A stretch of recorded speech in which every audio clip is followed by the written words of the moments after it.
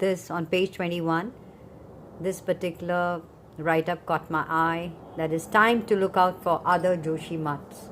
Joshimath is sinking, and here they show the Himalayan range. Look at this Himalayan range, and here on the map of India, let me show you. This is the Himalayan range, and here in the map of India you can see the Himalayan range. It is a crescent shape. It's around 2400 kilometers. You can see this. It's around 400 kilometers. It starts from, say, Kashmir here, and goes right up to the Arunachal Pradesh. Kashmir, it is the depth is, or the width is 400, and say Arunachal, it is 150 kilometers. And its convexity is towards southern India. So it's in North India, but the shape, the convex shape is towards North India. So Himalayan range means there are a number of mountain, a chain or a series of mountains here, and it was formed by the collision of the Eurasian and the Indian plate, and that separates the Indian subcontinent. This is the Indian subcontinent from the Tibetan plateau. And you can, if you just see, it is divided into, broadly when we study, it's divided into 4 parts. One is the Trans Himalayas, then we have the Greater Himalayas, then we have the Lesser Himalayas, and then we have the Outer Himalayas, which are known as the Shivaliks. So recently Joshimath, which is in the Himalayan region, is in news because it has been sinking, and it is said, it is rumored that the entire town of Joshimath is going to sink here, because one fine day they saw a lot of cracks that had appeared, and there was water gushing out, and so much of concern. But it ultimately boils down to human greed.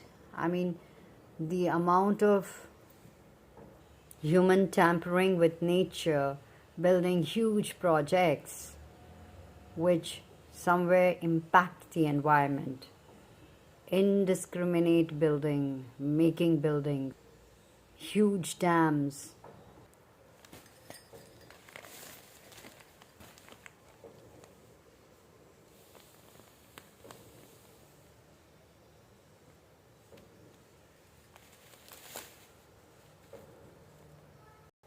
It's time that we wake up. And so in this page you can see that ground is slipping under Darjeeling's growing feet, and also Shimla turning an ostrich eye to the cracks that are running deep. And all of this, it's time to look out for the other Joshimaths in time and see what can be done, and listen to the scientists, the geologists who give us advice, find out what has to be done and follow that. Let me read from Amit Bhattacharya's write-up here, which you can also read on the e-newspaper or the newspaper of Sunday. So he writes that indeed many experts believe this bustling settlement on the slopes of the upper Alaknanda valley represents a microcosm of much that's going wrong across the Himalayas.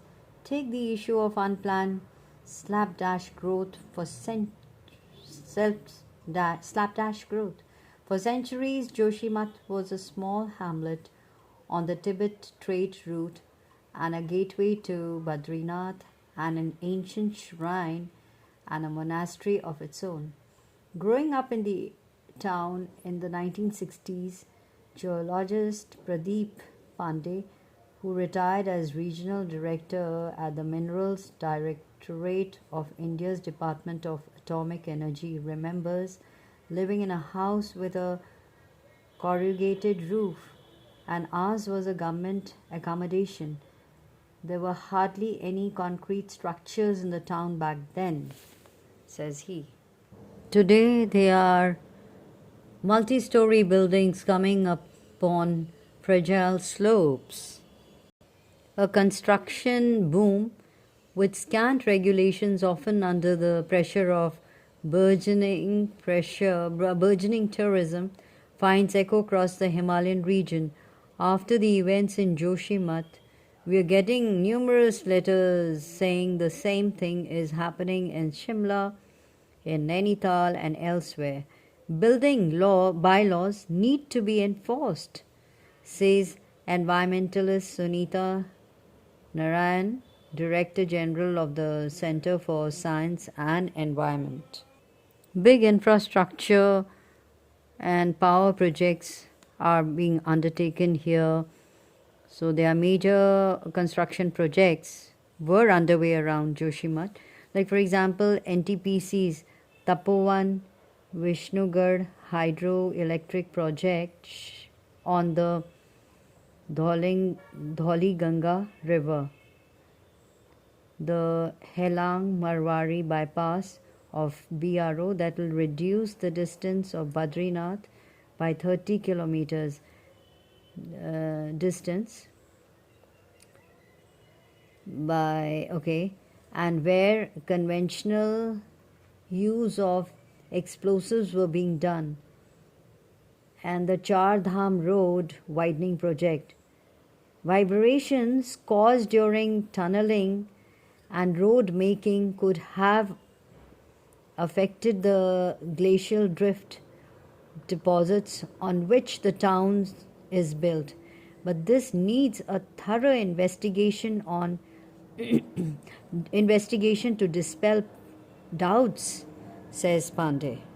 While hydel projects are important for meeting the country's energy needs, there's a feeling that the Himalayas are being milked. We've always had a view that the mountains should be treated differently, yet in practice we do things without the consideration that the Himalayas are the world's youngest, most fragile mountain range.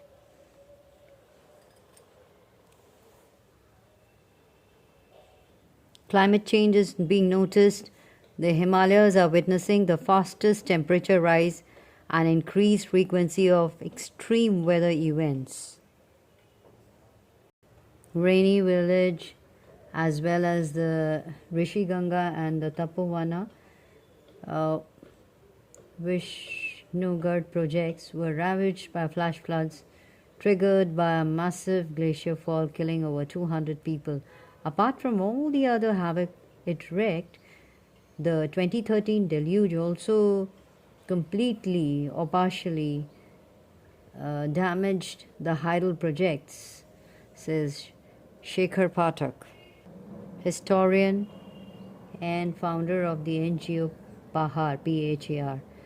Climate change is adding to our susceptibility. We need to build more resilience, not add to our fragility, to meet the challenge of extreme weather. Something has to be done, right? So, impact of unregulated construction and overambitious infrastructure projects visibly across the Himalayan region will bring many a Joshimath into the picture. So we have to look out, we have to be aware.